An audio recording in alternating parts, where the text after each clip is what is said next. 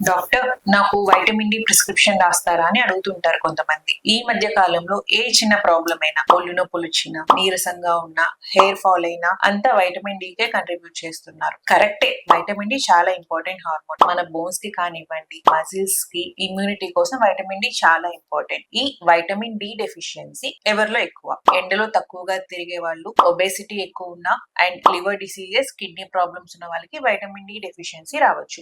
ఈ vitamin D deficiency కనుక ఉంటే బాగా ఒళ్ళు నొప్పులు, అలసట, నీరసం, కీళ్ళ నొప్పులు రావచ్చు. బట్ ఈ సింటమ్స్ ఒక వైటమిన్ డి డెఫిషియన్సీలోనే కాదు, ఎనీమియా ఉన్నా, థైరాయిడ్ ఉన్నా, వైటమిన్ డి బి12 డెఫిషియన్సీ ఉన్నా సరే రావచ్చు. ఇంకా కొంతమంది మందుల షాప్ కి వెళ్లిపోయి నెలల తరబడి వైటమిన్ డి సాచురేట్స్ తీసుకుని యూజ్ చేస్తూ ఉంటారు. ఇది కరెక్ట్ పద్ధతి కాదు. సో ఈ వైటమిన్ డి సప్లిమెంట్స్ ఎప్పుడు తీసుకోవాలి? ఓన్లీ డాక్టర్ అవసరం అని చెప్పినప్పుడు మాత్రమే. అవసరమైతే మీ సింటమ్స్ ని బట్టి, రిస్క్ ఫ్యాక్టర్స్ ని బట్టి, అవసరమైతే బ్లడ్ టెస్ట్ ని చూసి డాక్టర్ ఎంత డోస్ యూజ్ చేయాలి, ఎంత కాలం యూజ్ చేయాలి అని డిసైడ్ చేసి చెప్తారు. అంతేకాని అన్నెసరీగా సెల్ఫ్ మెడికేషన్ ఓవర్ డోస్ చేసుకోవాలి. Stay aware and stay healthy. Thank you.